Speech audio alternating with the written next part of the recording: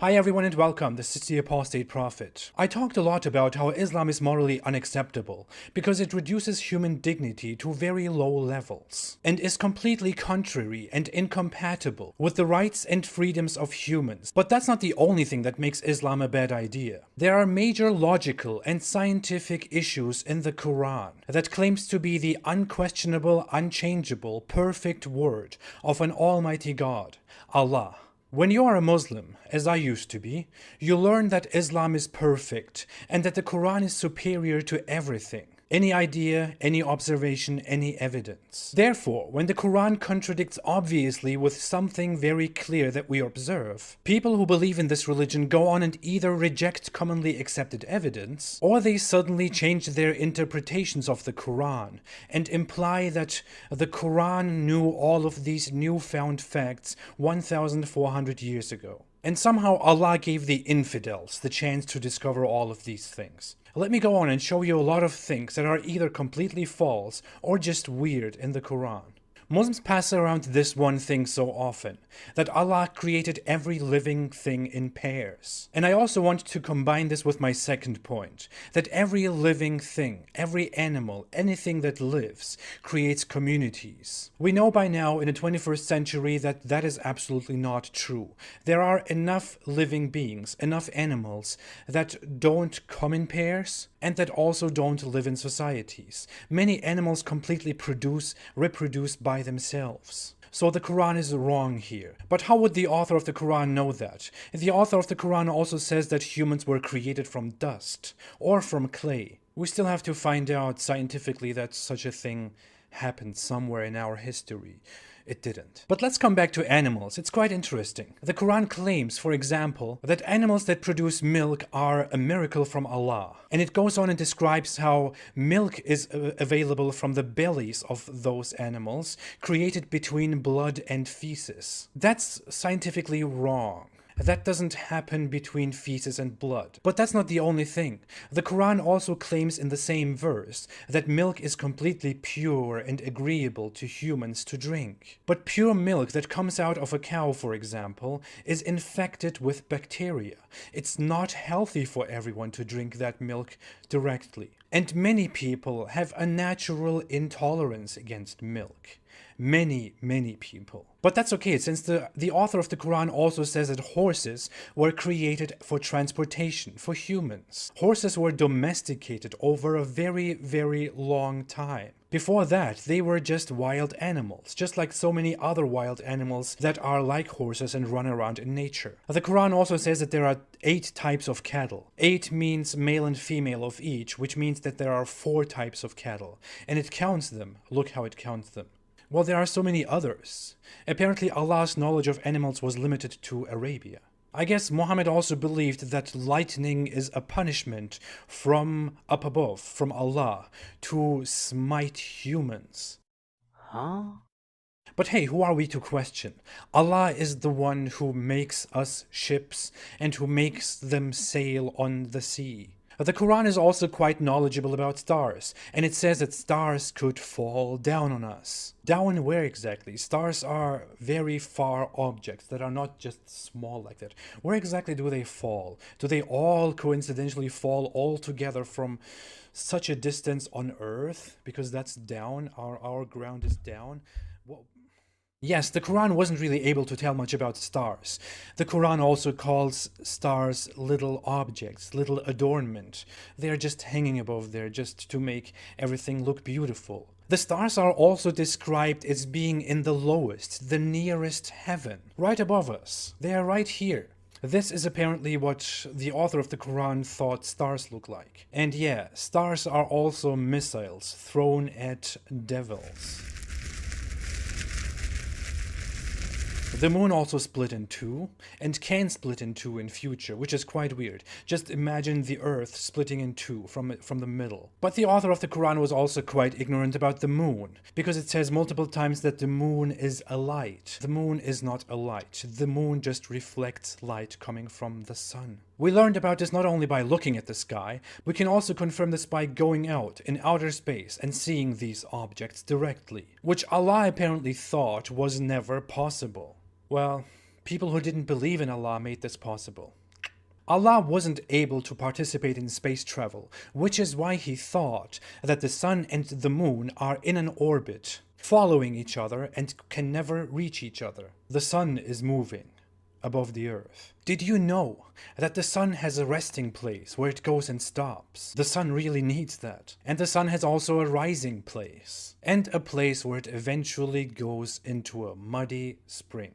Apparently, Allah didn't really understand the connection between the sun and shadows, or between light and shadows, because shadows are apparently controlled by Allah, and He can make them longer and shorter. And the sun and the moon will one day join together. They will come together. Can you even imagine that? All of this doesn't have to sound very new. The Quran also seems to adopt very old mythological beliefs about 7 heavens and 7 earths. There is no such thing. But maybe we will find this out in future. Maybe we will dig so far in future that we will land in the next earth.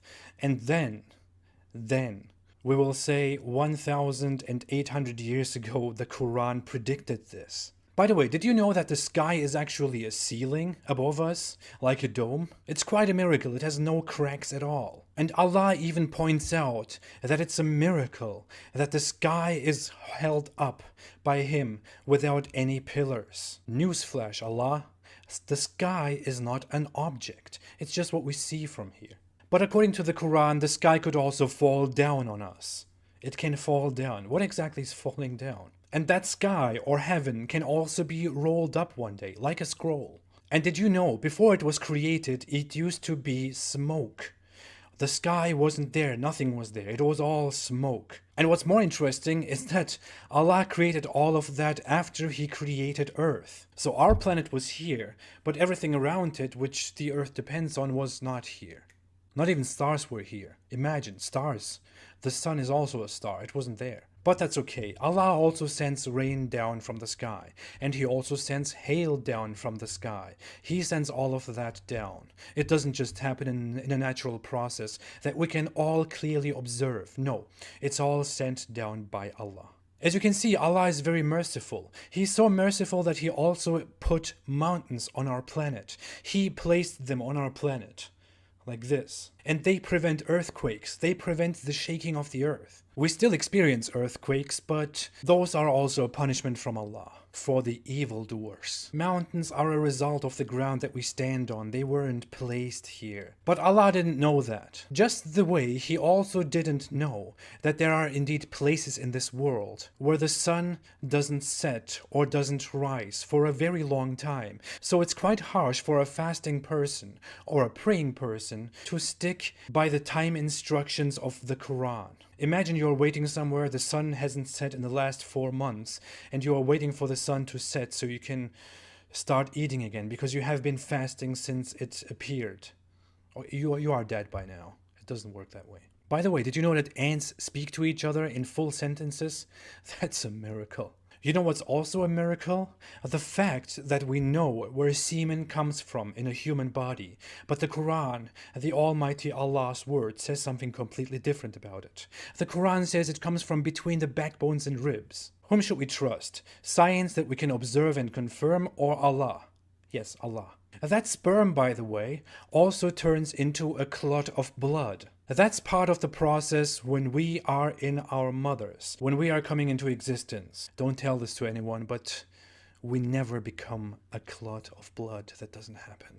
I can't blame Allah because He wasn't really that much of a genius about embryology. That's why He also tells us in His perfect book that bones are formed before flesh, which is not true. Well, Allah thought about humans the way someone would think 1,400 years ago in the deserts of Arabia. He also thought that hearts have some special functions that people back then thought hearts have, like hiding their thoughts and secrets. When people say that about the heart, they don't actually mean that. Allah somehow uses that language as if it was true. Allah also said that there are barriers between waters, where salt water and sweet water don't mix.